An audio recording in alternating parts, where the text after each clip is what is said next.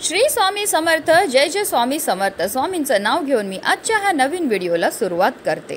होलाष्टक म्हणजे होळीच्या आधीचे 8 दिवस जे शुभ मानले जात नाही। लग्न, मुंडन आणि इतर धार्मिक विधी यासारखे सर्व शुभ कार्य होलाष्टकात करू नये।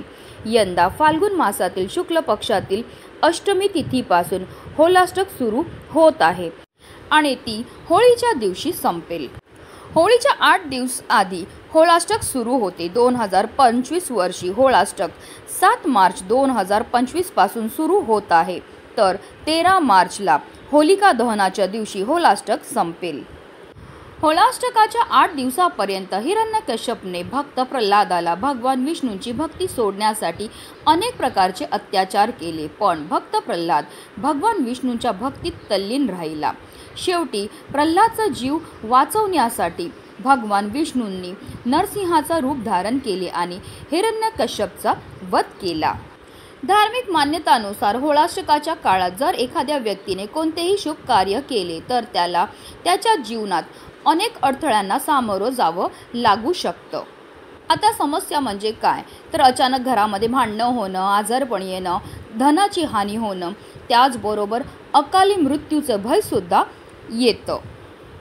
आणि म्हणूनच होलाष्टकाच्या या 8 दिवसांमध्ये आपल्याला अजिबात ही 5 कामं करायची नाहीत। जर आपल्याकडनं कळत नकळत ही कामं केली गेली तर त्यामुळे आपल्या जीवनामध्ये अनेक प्रकारच्या समस्यांना आपल्याला सामोरं जावं लागू शकतं। त्याबद्दल अतिशय महत्त्वाची अशी माहिती मी तुम्हाला या व्हिडिओमध्ये देणार आहे, तर व्हिडिओ पूर्ण पहा। आणि जर तुम्ही माझ्या चॅनलवर नवीन असतील तर चॅनलला सबस्क्राईब करा आणि शेजारी बेल आयकॉनसुद्धा प्रेस करा, जेणेकरून तुम्हाला माझ्या नवनवीन व्हिडिओचं नोटिफिकेशन हे मिळत राहील आणि तुम्ही एक पण व्हिडिओ मिस करणार नाही। आणि कमेंटमध्ये ओम नमो भगवते वासुदेवाय नमः लिहायला अजिबात विसरू नका। 7 मार्च पासून होलाष्टकाचा काळ सुरू होणार आहे। होलाष्टकाचा अर्थ होळी आणि अष्टक म्हणजेच होळीचे 8 दिवस।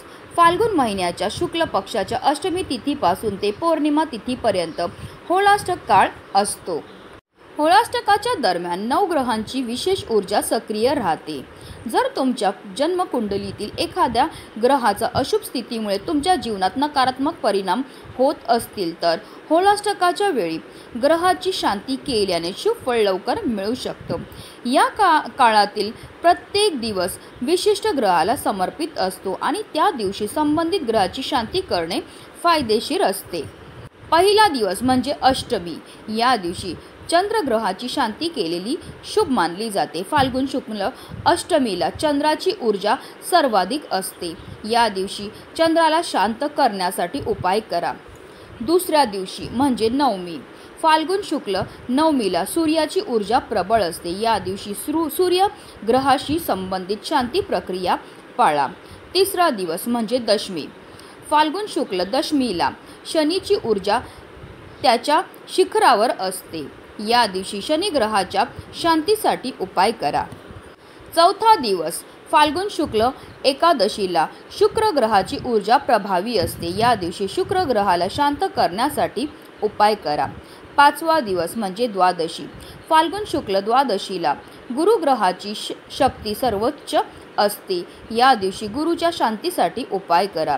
सहावा दिवस म्हणजे त्रयोदशी। फाल्गुन शुक्ल त्रयोदशीला बुध ग्रहाची ऊर्जा प्रबळ असते।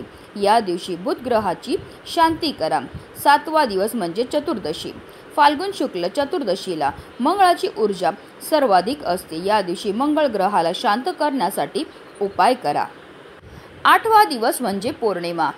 फाल्गुन शुक्ल पौर्णिमेला राहू आणि केतूची शक्ती प्रबळ असते। या दिवशी राहू आणि केतूला शांत केल्याने नकारात्मक प्रभाव कमी होऊ शकतात। होलाष्टकाच्या वेळी ग्रहशांतीचे उपाय केल्याने जीवनात सकारात्मकता येते आणि ग्रहांचे आशीर्वाद मिळतात। हिंदू धर्मात होलाष्टकाच्या 8 दिवसादरम्यान कोणतेही शुभ कार्य करणे वर्ज्य मानले जाते। ज्योतिषशास्त्रानुसार अष्टमी ते फाल्गुन महिन्याच्या शुक्ल पक्षातील पौर्णिमेपर्यंत 8 ग्रह अग्निमय राहतात। या ग्रहामध्ये सूर्य, चंद्र, शनी, शुक्र, गुरु, बुध, मंगळ आणि राहू यांचा समावेश होतो। या ग्रहांच्या अग्निस्थितीमुळे शुभ कार्यावर नकारात्मक प्रभाव पडू शकतो। त्यामुळे या 8 दिवसांमध्ये कोणतेही मंगल कार्य केले जात नाही। होळाष्टकाच्या कालावधीमध्ये भगवान श्रीकृष्णाच्या पूजनाला विशेष महत्त्व हे दिलं जातं। या 8 दिवसात कृष्णाच्या विविध रूपाची पूजाही केली जाते। फळे, फुले, अबीर, गुलाल, धूप, दीप यांनी पूजन करावे, तसेच मंत्राचा जप देखील करावा। यामुळे जीवनातील सर्व संकट दूर होतात आणि आयुष्यात सुख, समृद्धी आणि सौभाग्य वाढते। तसेच होळाष्टकाच्या काळात हनुमान चालिसाचं पाठ करणं अत्यंत शुभ मानलं जातं। यामुळे जीवनात शांती राहते आणि जीवनामध्ये असणारे सर्व अडथळे देखील दूर होतात। तसेच होळाष्टकाच्या वेळेस भगवान विष्णूंची पूजा करावी। ओम नमो भगवते वासुदेवाय या मंत्राचा आपल्याला जप करायचा। हा जप केल्यामुळे आपल्या जीवनामध्ये सुख आणि शांती मिळते। तसेच होळाष्टकाच्या काळामध्ये आपल्याला घराच्या ईशान्य दिशेला एक दिवा लावायचा आहे। दिवा तुपाचा लावावा। हा दिवा लावल्यामुळे आपल्या जीवनामध्ये समृद्धी आणि संपत्ती येते आणि आपल्यावर माता लक्ष्मीची भरभरून कृपाही होत असते। होळाष्टक दरम्यान गरीब आणि गरजूंना धान्य, कपडे, पैसे दान करावं। असं केल्याने तुमची अपूर्ण इच्छा पूर्ण होते। होळाष्टकात पूजा आणि जप करा। असं केल्याने शुभ फळ प्राप्त होते। होळाष्टकात पितरांना तर्पण आणि पिंडदान अर्पण केल्याने पितरांचा विशेष आशीर्वाद प्राप्त होतो। तसेच या होळाष्टकाच्या काळामध्ये आवर्जून आपल्याला महामृत्युंजय मंत्राचा जप करायचा। असं केल्यामुळे अकाल मृत्यूचं भय सुद्धा टळतं। होळाष्टकाच्या वेळेस झाडाची फांदी तोडून जमिनीवर लावण्याची प्रथा आहे। त्यानंतर त्या फांदीला रंगबिरंगी कपडे बांधले जातात। ही शाखा प्रल्हादाचे रूप मानले जाते। तर ह्या तर गोष्टी मी तुम्हाला सांगितल्या ज्या होळाष्टकाच्या काळ दरम्यान आपल्याला आवर्जून करायच्या। तर आता जाणून घेऊया की होळाष्टकाच्या काळामध्ये आपल्याला कोणत्या चुका ज्या आहेत किंवा कोणती जी कामं आहेत ती चुकूनही करायची नाही आहेत।